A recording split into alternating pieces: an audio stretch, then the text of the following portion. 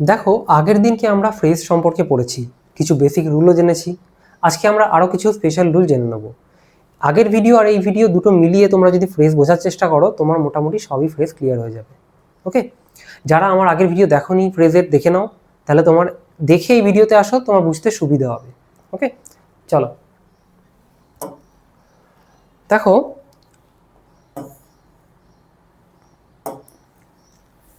ING word. ওকে, ING.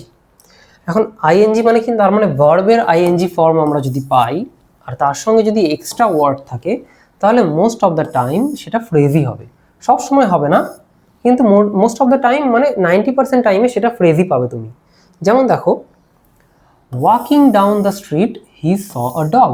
এখন দেখো, এই লাইনটা তো এমনি বসতে পারতো, হি স আ ডগ, এটা তো কোনো দরকার ছিল না। তাহলে নিশ্চয়ই এই যে লাইনটা বলছে সেটা সাবজেক্টের ব্যাপারেই বলছে। এখন সাবজেক্ট কে? এইটা, তাই তো, হি। তাহলে এটা সাবজেক্টের ব্যাপারেই বলছে। এটা যখন সাবজেক্টের ব্যাপারে বলছে, তার মানে এটা অ্যাডজেক্টিভ হিসেবে কাজ করছে, তাই তো।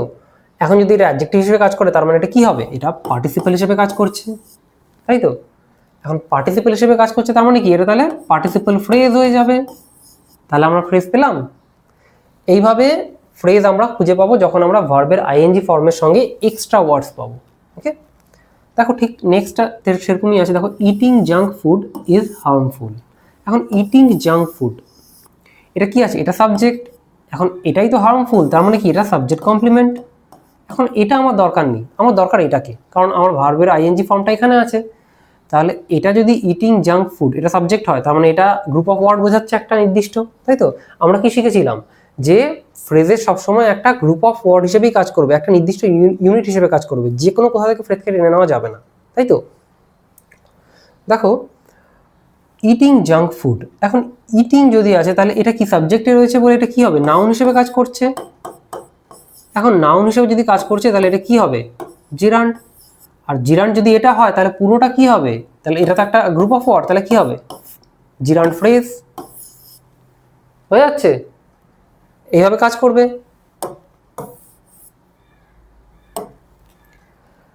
দেখো, eating rice is healthy, same. এখানেও যেমন সাবজেক্টে ছিল, এটাও সাবজেক্টে আছে, তাহলে এটা হয়ে যাবে গ্রুপ অফ ওয়ার্ড, তাহলে এটাও জিরান্ড হয়ে গেল, তার মানে পুরোটা হয়ে যাবে জিরান্ড ফ্রেজ। হয়ে যাচ্ছে। সবসময় মাথায় রাখবে যে ওয়ান ইউনিট হিসেবে কাজ করবে phrase, always. Phrase always one unit হিসেবে কাজ করবে। ওকে,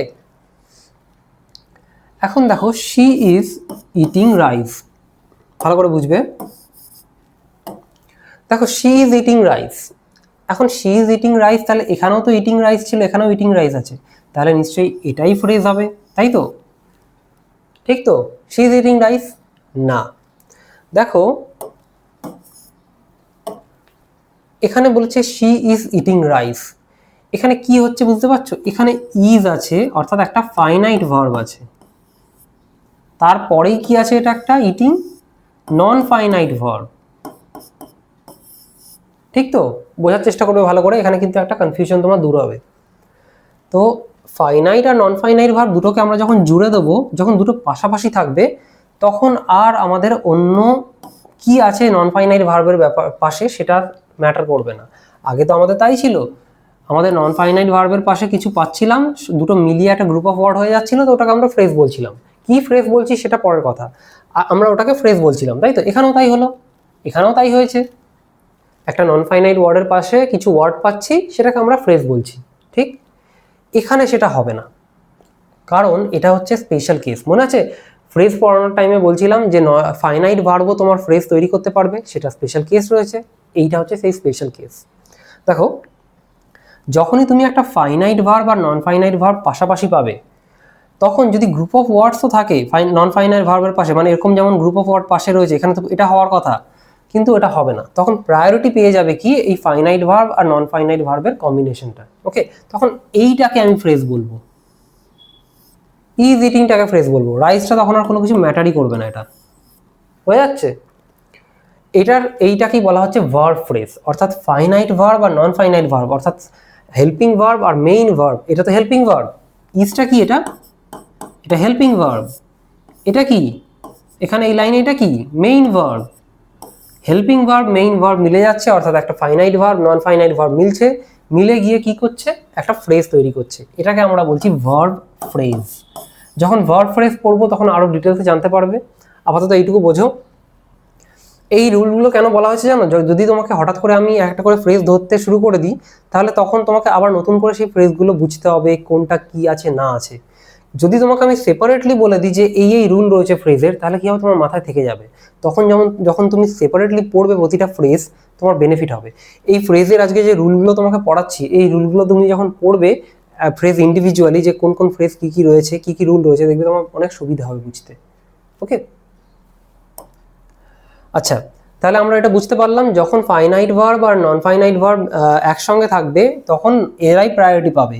নন ফাইনাইট ভার্বের সঙ্গে যদি কোনো ওয়ার্ড থেকে থাকে সেটা আর তখন প্রায়োরিটি পাবে না। ওকে, এখন এইটা নিয়েই আমরা আসবো নেক্সট পয়েন্টে। দেখো, phrase has zero finite verb. Okay, যে কোনো ফ্রেজই তোমার জিরো ফাইনাইট ভার্ব থাকবে। So if a group of words has a finite verb, for example am, is, are, has, have, has, eat, goes, মানে যে কোনো ফাইনাইট ভার্ব হতে পারে। ফাইনাইট ভার্বটা কি? ফাইনাইট ভার্ব হচ্ছে বেসিক্যালি কি করে, টেন্স শো করে, তাই তো? মানে কোন টেন্সে আছে, পাস্ট, প্রেজেন্ট, ফিউচার কিসে আছে সেটা তোমাকে বলবে ফাইনাইট ভার্ব। তখনই সেখানেই তুমি চিনতে পারবে কোনটা ফাইনাইট ভার্ব আর কোনটা নয়। তাহলে হয়ে গেল, ফাইনাইট ভার্ব যদি তোমার থাকে তাহলে ওটা ফ্রেজ নয়, আমরা এটাই জানতাম। But there is a special case. Okay, special condition রয়েছে। এখন সেটা কি, এক্ষুনি আমরা দেখলাম সেই স্পেশাল কন্ডিশনের একটা এক্সাম্পল। চলো এবার একটু ডিটেলসে যাব। দেখো, আমরা জানতাম কি, শি ইজ বিউটিফুল। এখন এখানে কোনো ফ্রেজ নেই, কেন? কারণ এখানে একটা নন ফাইনাইট ভার্ব আছে, তাই তো? তো ফাইনাইট ভার্ব আছে, তো আমাকে তো ফ্রেজ করতে গেলে তো মিনিমাম দুটো ওয়ার্ড লাগবে, আমি তো একটা ওয়ার্ড দিয়ে ফ্রেজ বানাতে পারবো না। তাহলে আমাকে ফাইনাইট ভার্বের সঙ্গে এখানে দুটোই কমন এসে যাচ্ছে। এটা তো হবেই না, কারণ এখানে সাবজেক্ট আছে, তাই তো? সাবজেক্ট ভার্ব তো থাকতেই পারবে না একসঙ্গে। তাহলে এটার সঙ্গে এটা থাকতে পারতো, কিন্তু কি হচ্ছে এখানে আমার ফাইনাইট ভার্বটা কমন চলে যাচ্ছে, তাই এখানে ফ্রেজ নেই, তাই তো? আবার যদি শি ওয়াক্স বলি, अगेन এখানে ফাইনাইট ভার্ব রয়েছে, তার মানে এখানেও ফ্রেজ নেই। He eats rice, again finite ভার্বটা কমন এসে যাচ্ছে। দেখো, সব জায়গায় ফাইনাইট ভার্ব কমন এসে যাচ্ছে, তাই কি হচ্ছে, এখানে ফ্রেজ নেই। হয়ে যাচ্ছে। হি এট রাইস, দেখো পাস্ট টেন্স বলছে, ফাইনাইট ভার্ব, এখানেও কোনো ফ্রেজ নেই। হয়ে যাচ্ছে, এইটা আমাদের কন্ডিশন ছিল। এখন দেখো, এবার কিছু স্পেশাল জিনিস আসছে। যেমন আমরা আগেরটা পড়লাম, ফাইনাইট ভার্ব আর নন ফাইনাইট ভার্ব দুটো মিলিয়ে একটা ফ্রেজ তৈরি করছে, যেটাকে আমরা ভার্ব ফ্রেজ বলছি। দেখো, এখানেও তাই হচ্ছে। He has eaten rice. এখন দেখো, আমরা তো ইটেন রাইসটাকে বলতে পারতাম, তাই তো? বলতেই পারতাম, কিন্তু এখানে আর এটা হবে না। কেন হবে না? কারণ এখানে সামনেই একটা ফাইনাইট ভার্ব আছে। যখনই ফাইনাইট আর নন ফাইনাইট ভার্ব পাশাপাশি থাকবে, অর্থাৎ একটা হেল্পিং ভার্ব আর একটা মেইন ভার্ব পাশাপাশি থাকবে, তখন সেটাকে আমরা বলে দেবো একটা স্পেশাল ফ্রেজ। কি ফ্রেজ এটা? এটা হচ্ছে ভার্ব ফ্রেজ। ওকে, এটাকে ভার্ব ফ্রেজ বলে, যখন ফাইনাইট আর নন ফাইনাইট ভার্ব অর্থাৎ একটা হেল্পিং ভার্ব আর একটা মেইন ভার্ব পাশাপাশি থাকবে। ঠিক সেরকমই রয়েছে। দেখো, হি ইজ প্লেয়িং ফুটবল। এখন প্লেয়িং ফুটবলটা আমি বলতে পারতাম, কিন্তু সেটা আমরা করব না। আমরা কি করব, ইজ প্লেয়িংটা হয়ে যাবে ভার্ব ফ্রেজ। এখানে একটা ফাইনাইট ভার্ব আছে, নন ফাইনাইট ভার্ব আছে, হেল্পিং ভার্ব মেইন ভার্ব মিলে যাচ্ছে, মিলে গিয়ে কি হচ্ছে, একটা verb phrase. Okay, she has finished her work. এখন দেখো, হ্যাজ ফিনিশড এটাও কিন্তু একটা ফ্রেজ। কি ফ্রেজ এটা? এটাও ভার্ব ফ্রেজ। কেন? কারণ এখানে রয়েছে কি, হেল্পিং ভার্ব, এখানে কি রয়েছে, মেইন ভার্ব, দুটো মিলিয়ে গিয়ে কি হচ্ছে, ভার্ব ফ্রেজ। অর্থাৎ আমরা এইটুকু বুঝতে পারছি, always keep main verb and helping verb together. Okay, main verb আর হেল্পিং ভার্বকে একসঙ্গে রাখবে, অর্থাৎ helping verb plus main verb হচ্ছে একটা ইউনিট। সব সময় এটাই প্রায়োরিটি পাবে যখন তুমি অন্য ওয়ার্ডও পাও। Main verb plus extra word, no phrase. বুঝতে পারছো? এইখানে যেটা আমরা দেখলাম, মেইন ভার্ব ছিল এক্সট্রা ওয়ার্ড, ফ্রেজ নয়। মেইন ভার্ব ছিল এক্সট্রা ওয়ার্ড ছিল, ফ্রেজ নয়। মেইন ভার্ব, এখানে তো এক্সট্রা ওয়ার্ডই নেই। Main verb extra word, phrase নয়। সেটাই বলছে, main verb plus extra word থাকলে সেটা ফ্রেজ নয়, অথচ মেইন ভার্ব আর হেল্পিং ভার্ব মিলে একটা ফ্রেজ তৈরি হচ্ছে। হয়ে যাচ্ছে? দেখো আমরা যদি একটা জিনিস এখানে বলে রাখি, এটা তোমাদের জানা উচিত নয়, বাট স্টিল বলে রাখি, আমরা যদি একটু হায়ার লেভেলে যাই, হায়ার স্টাডিজে যাই, তখন কিন্তু এইটাকেও আমরা ফ্রেজ ধরবো, এইটাকেও ফ্রেজ ধরবো। ওকে, এখন তোমাদের এটা তোমাদের ম্যাটার নয়, তখন ওটাকেও আমরা ফ্রেজ বলবো। আবার আমরা কি জানি, দুটো ওয়ার্ড মিলিয়ে তবেই তো ফ্রেজ হবে, দুটো ওয়ার্ড মিলিয়ে তবেই ফ্রেজ হবে, একটা দিয়ে ফ্রেজ হবে না। আমরা কিন্তু তখন এটাকেও ফ্রেজ বলতে পারি। এটা অত্যন্ত অ্যাডভান্স লেভেলে রয়েছে, তোমাদের এসব লাগবে না। চলো, আচ্ছা দেখো আমরা এই জিনিসটা তো শিখেই গেলাম, ফাইনাইট ভার্ব আর নন ফাইনাইট ভার্ব মিলে ফ্রেজ তৈরি হবে, ঠিক আছে। বাট এখানে একটা বাট রয়েছে, যে it depends on the uses. এখন সেটাই দেখবো আমরা, যে কি করে এটা সেই ইউজেজের উপর ডিপেন্ড করছে।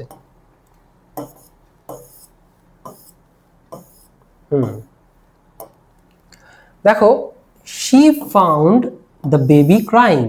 ওকে, দেখো এখানে একটা ফাইনাইট ভার্ব আছে, তাই তো, টেন্স বলছে, তাই তো। এখানে দেখো একটা নন ফাইনাইট ভার্ব আছে, তাই তো। Finite verb, non finite verb যেমন আমরা পাচ্ছিলাম, কিন্তু মাঝখানে এটা এসে গেছে। এখন এটাই হচ্ছে প্রবলেম। দেখো সেম জিনিস, আই স হিম রানিং, এখন এখানে ফাইনাইট ভার্ব আছে, আবার এখানে নন ফাইনাইট ভার্ব আছে, বাট মাঝখানে তো এটা এসে গেছে। এখন এই মতো সিচুয়েশনে এদেরকে আমরা ফ্রেজ বলবো না। ওকে, মানে এই যে কন্ডিশনটা আমার ছিল, নন ফাইনাইট আর ফাইনাইট মিলিয়ে আমার একটা ফ্রেজ তৈরি হয়ে যাবে, সেই কন্ডিশনটা এখানে লাগবে না, যে আমি এটাকে পুরোটা এখন নিয়ে নেবো, এটা হবে না, ঠিক আছে। সেই রুলটা কি দেখো, if verbs are separated by subject, object or preposition, বুঝতে পারছো কি হচ্ছিল এখানে? সাবজেক্ট, অবজেক্ট বা প্রিপোজিশন দিয়ে সেপারেট হয়ে যাচ্ছিল, যে কোনো একটা কিছু দিয়ে সেপারেট হয়ে গেলেই হবে। যদি সেপারেট হয়ে যায় তাহলে সেটা কি হবে? কোনো ফ্রেজ নয়। হয়ে যাচ্ছে? এই দুটোকে আমাকে সবসময়, আমি যদি নন ফাইনাইট আর ফাইনাইট ভার্বকে নিতে হয় ফ্রেজের জন্য, তাহলে সবসময় পাশাপাশিই থাকতে হবে। ওকে,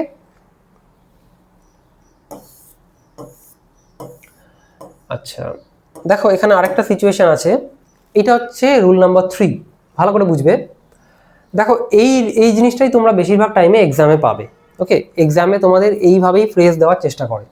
দেখো এই প্যাটার্নটা ফলো করবে। কি প্যাটার্ন? দেখো, এ অথবা দি অথবা মাই অথবা হিজ, হারও হতে পারে, দেয়ারও হতে পারে, ঠিক আছে। তো সেইগুলোর সঙ্গে একটা অ্যাডজেক্টিভ আর একটা নাউন জুড়ে দেবে, তখন সেটা একটা ফ্রেজ হয়ে যাবে অলওয়েজ, ঠিক আছে।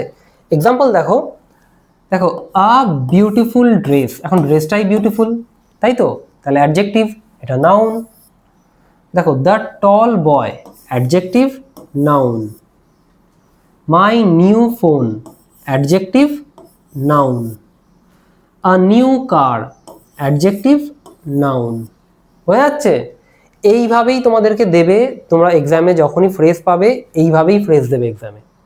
এই প্যাটার্নটাই ওরা ফলো করার চেষ্টা করে। ওকে, চলো নেক্সট রুল। দেখো কিছু স্পেশাল কন্ডিশন রয়েছে প্রিপোজিশনের জন্য। ওকে, প্রিপোজিশন যখন আমরা কোনো ফ্রেজে পাবো, আগের দিন আমরা পাচ্ছিলাম তো, যখন প্রিপোজিশন ফ্রেজ পড়ছিলাম, যখন প্রিপোজিশন পাচ্ছিলাম, তো সেইটারই কিছু স্পেশাল কন্ডিশন রয়েছে। আমরা কেমন ভাবে পাচ্ছিলাম? In the room, on the table, under the bed. অর্থাৎ প্রিপোজিশনের পরে আমরা কি পাচ্ছিলাম? প্রিপোজিশনের পরে যদি আমরা ওয়ার্ডস পাই তাহলে সেটা কি হয়ে যাবে? প্রিপোজিশনের পরে যদি আমরা ওয়ার্ডস পাই কিছু, তাহলে সেটা হয়ে যাবে কি? ফ্রেজ। ওকে, এইভাবেই আমরা পাচ্ছিলাম, এই জিনিসগুলো আমরা দেখেছিলাম। বাট কিন্তু সেটারও কিছু রুল রয়েছে। দেখো, ইন হোয়াট হি সেড, এখন মনে হচ্ছে তো এটা একটা গ্রুপ অফ ওয়ার্ড, এটা পুরো লাইন নয়, এখানে কিছু একটা হবে তবে সেটা সেন্টেন্সটা কমপ্লিট হবে, কিন্তু দেখে মনে হচ্ছে তো যে এটা প্রিপোজিশনের পরে গ্রুপ অফ ওয়ার্ডস আছে, তো এটাকে আমি ফ্রেজ বলে দেবো, তাই তো? কিন্তু না, দেখো এই গ্রুপ অফ ওয়ার্ডসে এখানে সেইড আছে, তার মানে কি এটা কি করছে? ফাইনাইট ভার্ব, তার মানে কি বলছে? টেন্স বলছে। সেইড আছে তার মানে পাস্ট টেন্স বলছে। আগেইন দেখো বিফোর প্রিপোজিশন আছে, বাট এখানে দেখো আবার একটা ফাইনাইট ভার্ব দিয়ে দিয়েছে, প্রিপোজিশন ফাইনাইট ভার্ব। তাহলে বুঝতে পারছো, তা এটাও ফ্রেজ নয়। কেন না? এখানে একটা ফাইনাইট ভার্ব এসে গেছে, তাহলে প্রিপোজিশনের সঙ্গে আমি এক্সট্রা ওয়ার্ড পাচ্ছি, তো সেটা হয়ে যাচ্ছে ফ্রেজ। কিন্তু প্রিপোজিশনের সঙ্গে যখন আমি ফাইনাইট ভার্ব পাচ্ছি তখন সেটা ফ্রেজ নয়। ওকে, এটা একটা রুল। আফটার হি ফিনিশড, দেখো আগেইন আফটার হি ফিনিশড মানে এটাও একটা ফাইনাইট ভার্ব, টেন্স বলছে, বাট এখানে আবার প্রিপোজিশন আছে, তাহলে এটাও ফ্রেজ নয়। বোঝা যাচ্ছে? এইভাবে আমাকে বুঝতে হবে যে প্রিপোজিশনের পরে যদি গ্রুপ অফ ওয়ার্ড থাকে তাহলে সেটা তো ফ্রেজ, কিন্তু প্রিপোজিশনের পরে যদি আমি আবার ফাইনাইট ভার্ব পেয়ে যাই হুট করে, তাহলে সেটা ফ্রেজ হবে না। ওকে, আচ্ছা দেখো যেমন আফটার ফিনিশিং দ্য ওয়ার্ক, বুঝতে পারছো? এখানে দেখো এখানে কি হলো, আগের থেকে কি চেঞ্জ এলো? এখানে কোনো ফাইনাইট ভার্ব নেই, এখানে কি আছে? Non finite verb.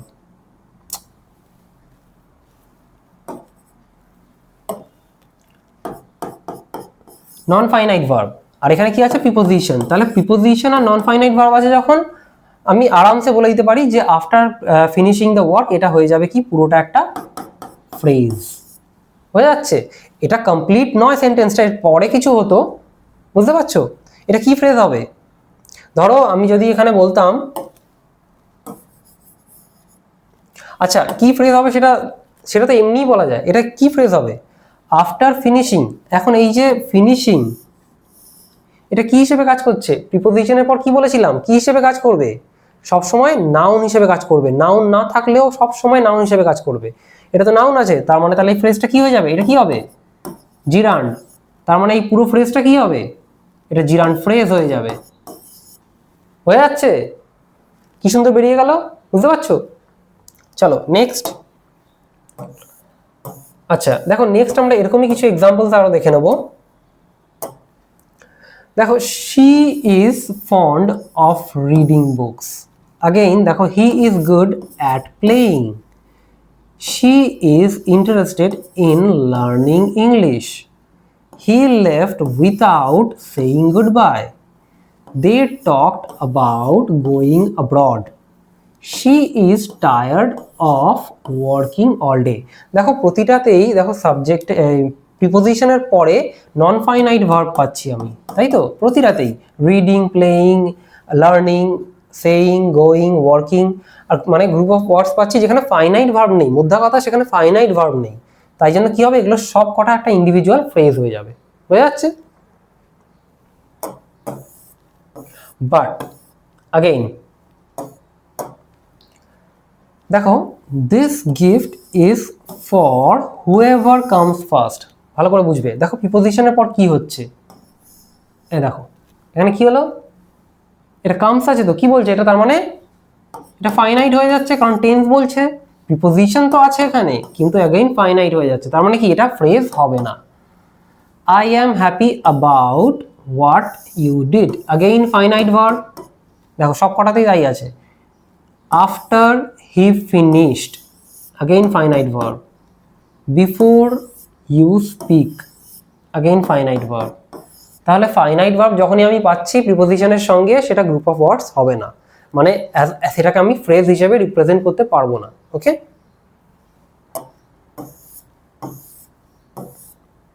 আচ্ছা preposition plus extra word phrase হবে, প্রিপোজিশন প্লাস ফাইনাইট ভার্ব কোনো ফ্রেজই হবে না। হয়ে যাচ্ছে? চলো রুল নাম্বার 5। দেখো two or more phrases in a sentence. একটা সেন্টেন্সের ভেতরে আমরা দুটো কি তার বেশিও ফ্রেজ পেতে পারি। দেখো কিরকম, she wants to buy a new phone. এখন দেখো ভালো করে বুঝবে, দেখো টু বাইটাকে তো আমি একটা ফ্রেজ বলে দিতে পারি, আবার আ নিউ ফোনটাকেও একটা ফ্রেজ বলে দিতে পারি। এক্ষুনি বললাম না কি ছিল, কি বলেছিলাম? ওখানে এখানে এ আছে, তার সঙ্গে অ্যাডজেক্টিভ আছে, তার সঙ্গে কি আছে? নাউন আছে। তাহলে এটা হয়ে যাচ্ছে কি? এটা একটা ফ্রেজ হয়ে যাচ্ছে। কি ফ্রেজ না ফ্রেজ সেটা আমরা ফ্রেজ যখন ক্যাটাগরি পড়বো তখন বুঝবো। এখন শুধু ফ্রেজ হিসেবে বলছি যে ওটা একটা ফ্রেজ, তো তোমাকে এটাকে এই ফ্রেজ বলে সেটা এখন বুঝতে হবে না, এখন তোমার দায়িত্ব হচ্ছে মেন কাজ এটাকে ফ্রেজ বলে। ওকে, কি করে আমি ফ্রেজটাকে খুঁজে বার করব? ক্যাটাগরিতে গেলে পরে তখন মাথা খারাপ হয়ে যাবে, আগে রুলসগুলোকে বোঝার চেষ্টা করো, কি করে আমি বুঝবোটা কি করে, একটা সেন্টেন্স থেকে আমি ফ্রেজ খুঁজে বার করবো কি করে। চলো দেখো, তাহলে এটাকে বলতে পারতাম, তাহলে এটা একটা ফ্রেজ হয়ে যেত, আবার এটা একটা ফ্রেজ হয়ে যেত, তাই তো? কিন্তু আবার দেখো, to buy a new phone, আমরা কি পড়েছিলাম? To plus verb plus words, তাই তো? এক্সট্রা ওয়ার্ডস কি হচ্ছে সেটা একসময় কি হবে? ইনফিনিটিভ ফ্রেজ পড়িয়েছিলাম, ইনফিনিটিভ ফ্রেজ। তাহলে এটাকে আমরা ইনফিনিটিভ ফ্রেজ বলতে পারি, আবার এটাকে ইন্ডিভিজুয়ালি দুটো আলাদা আলাদা ফ্রেজ হতে পারে, এটাকেও আমরা ইনফিনিটিভ ফ্রেজ বলতে পারি। আচ্ছা দেখো, reading books in the library is peaceful. Okay, দেখো রিডিং বুকস, এখন এটা সাবজেক্ট হিসেবে কাজ করছে, তো সাবজেক্ট হিসেবে কাজ করছে যখন, তাহলে এটা কি হবে? এটাকেও আমি একটা ফ্রেজ বলতে পারি, group of words, reading books, তাই তো? আবার আমি ইন দ্য লাইব্রেরিটাও একটা ফ্রেজ বলতে পারি, যেমন আমরা প্রিপোজিশনে পড়ছিলাম ইন দ্য লাইব্রেরি, তাই তো? প্রিপোজিশনে যেমন ক্যারেক্টারিস্টিক্স ছিল, প্রিপোজিশনের পরে গ্রুপ অফ ওয়ার্ডস বলবে, গ্রুপ অফ ওয়ার্ডস থাকবে, তাহলে কি হবে? সেটাও একটা ফ্রেজ। কিন্তু আমরা তো এটাকেও বলতে পারি, ভালো করে বুঝবে। দেখো, reading books in the library, এটাও বলতে পারি, কেন? এখানে তো ইজ আছে তো, তাহলে এটাই তো পিসফুল। তার মানে কি? তার মানে এটা সাবজেক্ট কমপ্লিমেন্ট। তা এটা যদি সাবজেক্ট কমপ্লিমেন্ট হয়, তাহলে এটা কি পুরোটা একটা subject? Reading books in the library, এটা একটা পুরোটা সাবজেক্ট। তাহলে এটা যদি পুরোটা সাবজেক্ট হয় আর এখানে রিডিং আছে, এটা কি হবে? নাউন হিসেবে কাজ করছে, তো নাউন হিসেবে যদি কাজ করে তাহলে এটা কি হবে? জিরান্ড। এখন এটা যদি জিরান্ড হয় তাহলে পুরোটা কি হবে? জিরান্ড ফ্রেজ হয়ে যাচ্ছে। এইভাবে বার করতে হবে। তার মানে আমি একটা ফ্রেজের ভেতরেও ফ্রেজ পেতে পারি, এটা পুরোটা জিরান্ড ফ্রেজ ছিল কিন্তু তার ভেতরেও আমি দুটো আলাদা আলাদা ফ্রেজ পেতে পারি, হয়ে যাচ্ছে। The girl very happy with her result is smiling. আচ্ছা ভালো করে দেখবে এটা, দেখো এখানে চারটে ফ্রেজ। দ্য গার্ল হয়ে গেল, আমরা পড়েছিলাম তো প্রথম দিকে শুধু সাবজেক্ট থাকবে the girl. Very happy, again খুব খুশি, আরেকটা phrase. With her result, third phrase. আবার আমরা একটু কি দেখলাম? ফাইনাইট আর নন ফাইনাইট ভার্ব যদি জুড়ে যায় তাহলে কি হবে? সেটাও একটা ফ্রেজ হবে। তাহলে বুঝতে পারছো এখানে প্রিপোজিশন দিয়ে আছে আবার, তাহলে একটা সেন্টেন্সই আমরা চারটে ফ্রেজ পেলাম, হয়ে যাচ্ছে। তাহলে এইভাবেও আমরা ফ্রেজ খুঁজে পেতে পারি, একটা সেন্টেন্সের ভেতরে অনেকগুলো ফ্রেজ থাকতে পারে, ফ্রেজের ভেতরে ফ্রেজ পেতে পারি আমরা, বুঝতে পারছো? চলো আচ্ছা, এটাই আমরা শিখলাম এখন, ফ্রেজ উইথিন ফ্রেজ, ফ্রেজের ভেতর ফ্রেজ। চলো এবার আমরা দেখে নেব টাইপস অফ ফ্রেজ। ওকে, কতগুলো টাইপের ফ্রেজ আছে।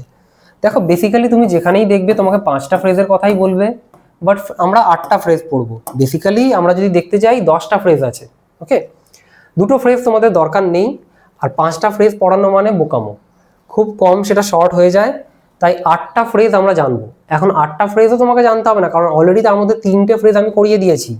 জিরান্ড phrase, infinitive phrase, participle phrase করানো হয়ে গেছে আমাদের। জিরান্ড ফ্রেজ কি ছিল? এখানে কি ছিল? ভার্বের আইএনজি ফর্ম থাকবে, ভার্বের আইএনজি ফর্ম সেটা কি হবে? নাউন হিসেবে কাজ করবে। আচ্ছা, ইনফিনিটিভ ফ্রেজ কি ছিল? এক্ষুনি আমরা দেখলাম ইনফিনিটিভ ফ্রেজ টু প্লাস ভার্বের ফার্স্ট ফর্ম। পার্টিসিপল ফ্রেজ কি ছিল? নাউনকে ডেসক্রাইব করবে, অর্থাৎ অ্যাজ অ্যাডজেক্টিভ কাজ করবে, তাই তো? এগুলি আমরা শিখেছি। এবার দেখো আমরা কিছু আরো ফ্রেজ জেনে নেব। নাউন ফ্রেজ, যেটা কি করবে? নাউন হিসেবে অ্যাক্ট করবে। ন্যাচারালি নাউন ফ্রেজ তো নাউন হিসেবেই অ্যাক্ট করবে। ভার্ব ফ্রেজ, এখুনি আমরা ভার্ব ফ্রেজ পড়েছি, শোজ অ্যাকশন। প্রিপোজিশনাল ফ্রেজ কি করবে? Gives relation. গিভস রিলেশন মানে হচ্ছে, ধরো প্রিপোজিশনের সঙ্গে অ্যাকচুয়ালি কি আসবে? প্রিপোজিশনের সঙ্গে তো একটা অবজেক্ট আসবে, এবার সেই অবজেক্টটার সঙ্গে সেই সেন্টেন্সের অন্য কোনো ওয়ার্ডের কোনো রিলেশন আছে নাকি সেটা দেখানোর এখানে চেষ্টা করবে। ওকে, তো সেটাই হচ্ছে প্রিপোজিশনাল ফ্রেজ। আমরা ডিটেলসে যখন যাব তখন আরো ভালো করে বুঝতে পারবে। অ্যাডজেক্টিভ ফ্রেজ, অ্যাডজেক্টিভ ফ্রেজ মানে ডেসক্রাইব নাউন। ন্যাচারালি অ্যাডজেক্টিভ কি করে? নাউনকে ডেসক্রাইব করে, তো এখানেও তাই করবে। অ্যাডভার্ব ফ্রেজ কি করবে? ভার্বকে ডেসক্রাইব করবে, তাই করে। অ্যাডভার্ব তাই করে, তো অ্যাডভার্ব ফ্রেজও তাই করবে। ওকে, এগুলো আমরা আরো ডিটেলসে পড়বো। আমরা এই আপাতত ফ্রেজের দুটো ক্লাস আমি নিলাম, এই দুটো ক্লাসে তুমি ভালো করে দুটো ক্লাস চেক করবে, কারণ এই দুটো ক্লাসের মধ্যে তোমার পুরো ফ্রেজের কনফিউশন ক্লিয়ার হয়ে যাবে। ইনফ্যাক্ট আমরা যখন এখন ডিটেলসে পড়বো তুমি দেখবে তোমার কতটা ধারণা ক্লিয়ার হয়ে গেছে ফ্রেজ খুঁজে বার করা নিয়ে। ওকে, তো ফ্রেজের দুটো ক্লাসই ভালো করে দেখবে, এরপরে আমরা আরও ফ্রেজের ডিটেলসে যাব। সব কটা ফ্রেজের সম্পর্কে ভালো করে আমরা পড়বো, 3টে তো হয়েই গেছে, বাকি 5টা আমরা আরও বেটারভাবে বোঝার চেষ্টা করব। ওকে, আজকে এইটুকুই থাকলো, দেখা হবে নেক্সট ভিডিওতে, ততক্ষণ টাটা।